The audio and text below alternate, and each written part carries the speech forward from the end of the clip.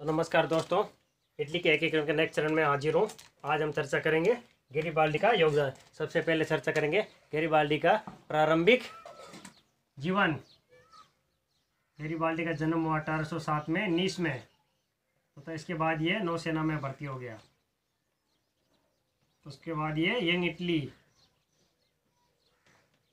Italy का सदस्य बन गया तथा 1834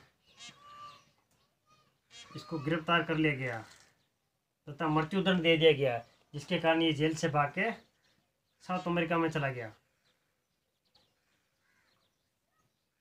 जिसके कारण ये साउथ अमेरिका में चला गया। वहाँ पे उसने गुरिल्ला युद्ध भी सीखा। इसके बाद 1848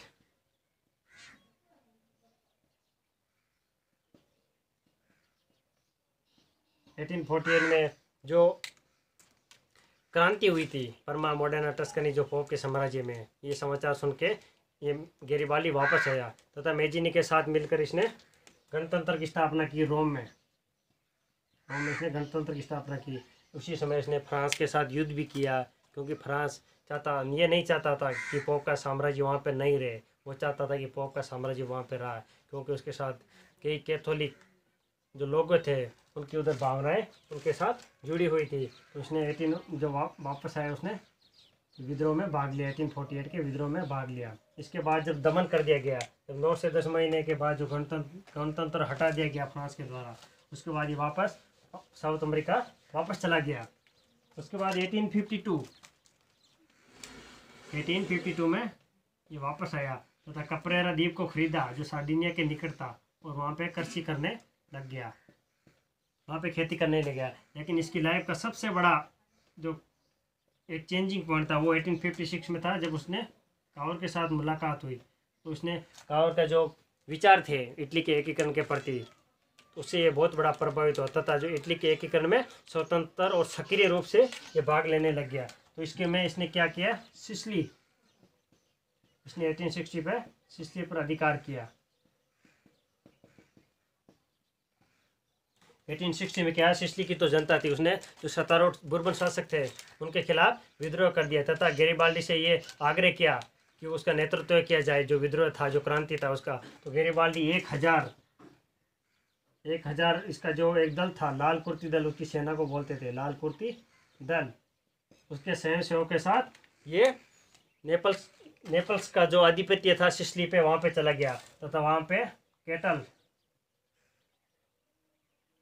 कैलफिमो, वहाँ पे नेपल्स की जो सेना उसको हरा दिया तथा सिसिली पर उसने अधिकार कर लिया। तो इस प्रकार मई 1860 में उसने सिसिली पर अधिकार किया। इसके बाद उसने नेपल्स में भी विद्रोह चल रहा था, जो नेपल्स का जनता थी उन्होंने भी आग्रह किया कि नेपल्स का जो विद्रोह चल रहा है उसका भी वे नेतृत्व किए। 1860 में नेपल्स पर अधिकार। यहाँ पे क्या है, ये 4000 स्वयंसेवक लेके वहाँ पे पहुँचा। 4000 स्वयंसेवक लेके वहाँ पे पहुँचा तथा वहाँ की जो नेपल्स का शासक था उसका 1 लाख सैनिकों से इसने लड़ाई किया। लड़ाई कैसे किया, जो सैनिक थे वो असंतुष्ट थे, जिसके कारण वो गैरिबाल्डी की तरफ आ गए तथा इसमें ये गैरिबाल्डी विजय हुआ। जो उसका राजा था फ्रांसिस द्वितीय, उसको हार का मुंह देखना पड़ा तथा नेपल्स पे इसका अधिकार हो गया। ये जो नेपल्स और सिसिली पर अधिकार गया, इसके कारण प्रॉब्लम क्या खड़ी हुई, हम एक बार उन पर चर्चा करेंगे। इन पे ये प्रॉब्लम खड़ी हुई, एक तो फ्रांस का नाराज होने का डर, और दूसरा था गणतंत्र की स्थापना।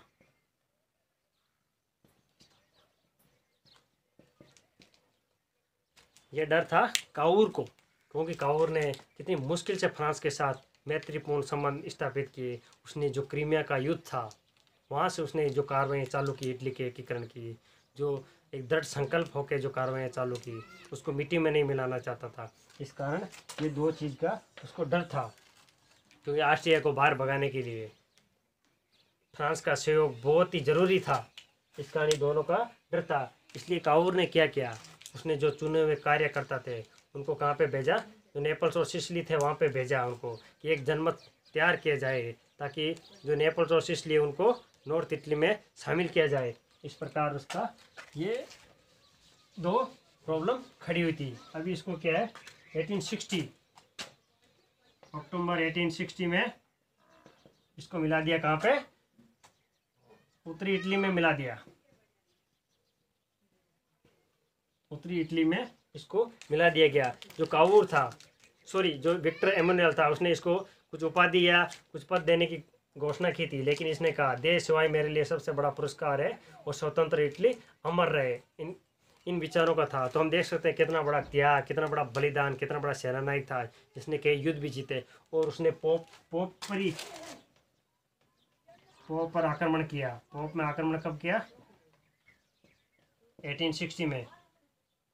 जो अम्ब्रिया था वहाँ पे आधिपत्य जमा लिया। आधिपत्य कैसे जमाया? जो विक्टर एमैनुएल द्वितीय था उसने फ्रांस से परमिशन लिया कि हम पोप के राज्यों पे अधिकार करेंगे या आक्रमण करेंगे, लेकिन जो फ्रांस ने उसको विक्टर एमैनुएल को बताया कि आप जो रोम में जो पोप का साम्राज्य है उसको नुकसान नहीं होना चाहिए, बाकी जो पपल स्टेट जो बड़ा था, जो पोप का स्टेट बड़ा था जिसको पपल स्टेट भी बोलते थे, उसको आक्रमण कर सकते हैं। तथा बहाना मिलते इन्होंने आक्रमण कर दिया।